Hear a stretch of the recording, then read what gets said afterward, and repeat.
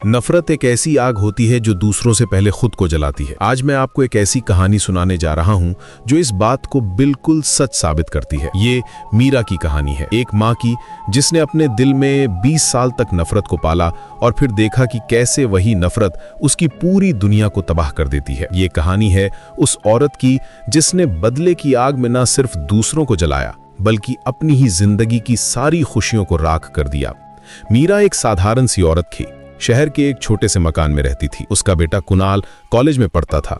घर में सिर्फ माँ बेटे रहते थे। कुणाल अपनी माँ से बहुत प्यार करता था और मीरा भी अपने बेटे की खुशी में ही अपनी खुशी देखती थी। लेकिन मीरा के दिल में एक गहरा घाव था, एक ऐसा दर्द जो 20 साल से उसे सुला नहीं रहा था। वो घाव हर रोज उसे याद दिलाता था कि कैसे एक आदमी ने उसके साथ धोखा किया था, कैसे उसे अकेला छोड़ दिया था जब उसे सबसे ज्यादा सहारे की जरूरत थी। मीरा अक्सर रात में जागती रहती, अपने कमरे की खिड़की से बाहर देखती और सोचती कि कैसे उसकी जिंदगी अलग हो सकती थी, कैसे वो भी एक खुशहाल परिवार का हिस्सा हो सकती थी। लेकिन फिर उसे याद आता कि सुरेश ने उसके सपनों को कैसे तोड़ा था। वो अपने दिल में एक अजीब सी संतुष्टि महसूस करती जब सोचती कि एक दिन वो भी सुरेश को वही दर्द देगी जो उसने उसे दिया था। एक दिन कुणाल घर आया तो उसके साथ एक लड़की थी, खूबसूरत मासूम सी लड़की।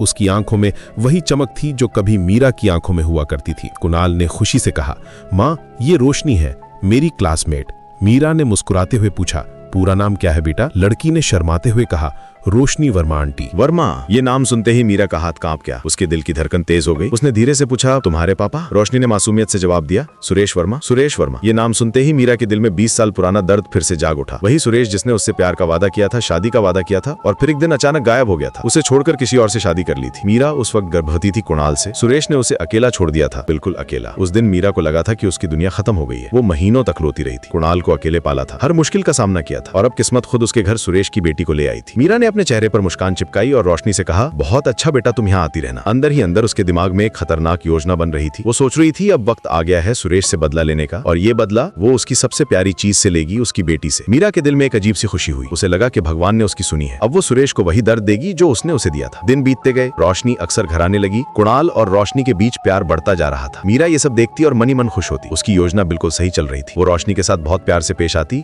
उसे खाना खिलाती, उसकी देखभाल करती। लेकिन ये सब एक नाटक था, एक भयानक नाटक। मीरा रोशनी को देखती और सोचती कि ये लड़की कितनी खुशकिस्मत है, उसके पास सब कुछ है जो कभी उसके पास नहीं था। एक पूरा परिवार, एक पिता जो उसे प्यार करता है, एक सुरक्षित भविष्य। मीरा ने अपने कमरे में कुछ अजीब चीजें इकट्ठी करनी शुरू की। जहरीली जड़ी बूटियां, काले जादू के किताबें, अजीब से बर्तन। वो रात को छुप छुप कर कुछ काम करती रहती, पुराने जमाने के नुस्खे पढ़ती, ऐसे तरीके खोजती जिससे किसी को धीरे धीरे नुकसान पहुंचाया जा सके।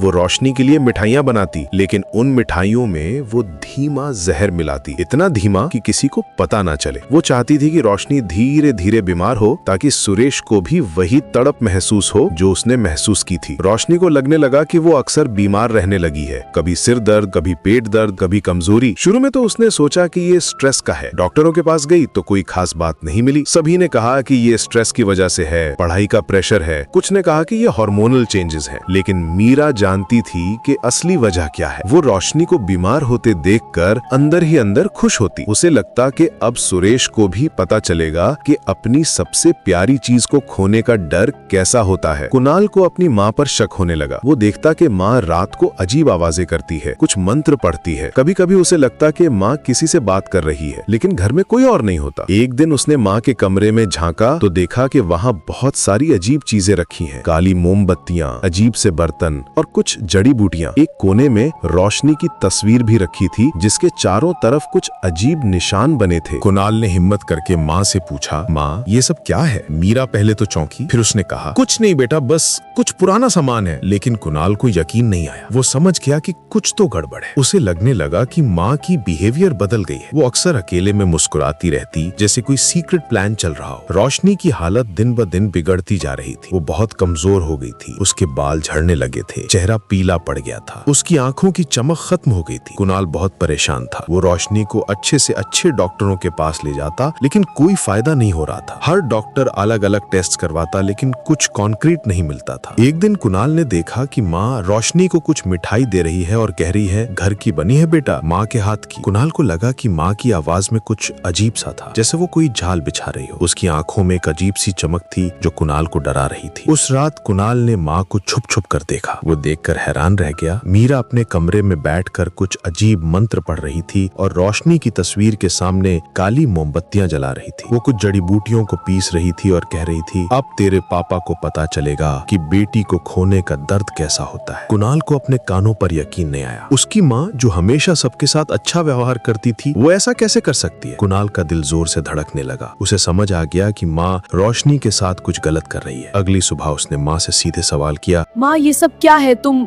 रोशनी के साथ क्या कर रही हो? पहले तो इनकार करती रही, लेकिन जब कुणाल ने जिद की तो उसने सच बता दिया। उसने कहा, जिस आदमी ने मुझे छोड़ा था वो रोशनी का पिता था और अब उसकी खुशी खत्म होगी। कुणाल हैरान रह गया। उसने पूछा, मतलब? मीरा ने ठंडी आवाज में कहा, मैंने ही उसे बीमार किया है, धीरे धीरे जहर दे रही हूँ उसे। वही सुरेश जिसने मुझे गर्भावस्था में अकेला छोड़ दिया था, अब उसे भी पता चलेगा कि अपनी बेटी को मरते देखना कैसा लगता है। कुणाल को लगा जैसे उसके पैरों तले जमीन खिसक गई हो। उसने कहा, माँ तुमने बदला ले लिया, अब रुक जाओ। लेकिन मीरा ने कहा, अब मेरी दुनिया पूरी हो गई है। सुरेश को भी वही दर्द महसूस होगा जो मैंने झेला था। 20 साल तक मैंने इस दिन का इंतजार किया है। कुछ दिन बाद रोशनी की हालत और भी खराब हो गई। उसे हॉस्पिटल में भर्ती करना पड़ा। डॉक्टरों ने बहुत कोशिश की, लेकिन वे कुछ नहीं कर सके। रोशनी धीरे धीरे मौत के मुंह में जा रही थी। कुणाल दिन रात उसके पास बैठा रहता था। वो जानता था कि ये सब उसकी माँ की वजह से हो रहा है, लेकिन अब कुछ नहीं हो सकता था। जहर इतना फैल चुका था कि अब कोई इलाज काम नहीं आ रहा था। एक दिन रोशनी ने कुणाल का हाथ पकड़ा और कहा, मुझे पता है कि मैं नहीं बचूंगी, लेकिन तुम खुश रहना। कुणाल के आंसू नहीं रुक रहे थे। वो जानता था कि वो अपनी सबसे प्यारी इंसान को खो रहा है और ये सब उसकी माँ की वजह से है। वो चाहकर भी कुछ नहीं कर सकता था। रोशनी की मौत हो गई। कुणाल टूट गया था। वो घर आया तो देखा कि माँ बिल्कुल खुश लग रही है। मीरा ने कहा, अब सुरेश को पता चल गया होगा कि बेटी को खोने का दर्द कैसा होता है। कुणाल ने माँ को देखा और कहा, तुमने मेरी जिंदगी बर्बाद कर दी, तुमने मेरे प्यार को मार डाला। उस रात कुणाल ने एक चिट्ठी लिखी। उसमें लिखा था, मैं अपनी माँ के पापों का बोझ नहीं उठा सकता, रोशनी के बिना मैं जी नहीं सकता, मुझे माफ करना। और फिर उसने अपनी जान दे दी। अगली सुबह जब मीरा ने कुणाल को मरा हुआ देखा तो उसकी दुनिया उजड़ गई। उसका बेटा, उसकी जिंदगी, सब कुछ खत्म हो गया था। वो समझ गई कि उसकी नफरत ने न सिर्फ रोशनी को मारा, बल्कि उसके अपने बेटे को भी छीन लिया। जिस बदले के लिए उसने 20 साल इंतजार किया था, उसी ने उसकी अपनी दुनिया को तबाह कर दिया। मीरा पागल हो गई। वो दिन रात बड़बड़ाती रहती। वो अब भी मिठाइयाँ बनाती और कहती, खा लो बेटा, ये आखिरी है। लेकिन अब वहाँ कोई नहीं था, ना कुणाल था, ना रोशनी। सिर्फ वो थी और उसकी नफरत, जिसने उसकी पूरी दुनिया को तबाह कर दिया था। वो अब भी रोज रोशनी की तस्वीर के सामने बैठती और कहती, मैंने तुझसे बदला ले लिया, लेकिन मेरा कुणाल क्यों चला गया? ये कहानी हमें सिखाती है कि नफरत कभी किसी का भला नहीं करती। मीरा ने सोचा था कि वो सुरेश से बदला ले रही है, लेकिन असल में उसने अपनी ही जिंदगी बर्बाद कर ली। नफरत वाकई एक ऐसी आग है जो दूसरों से पहले खुद को जलाती है। मीरा का बदला पूरा हुआ, लेकिन उसकी कीमत उसे अपनी सबसे प्यारी चीज देकर चुकानी पड़ी।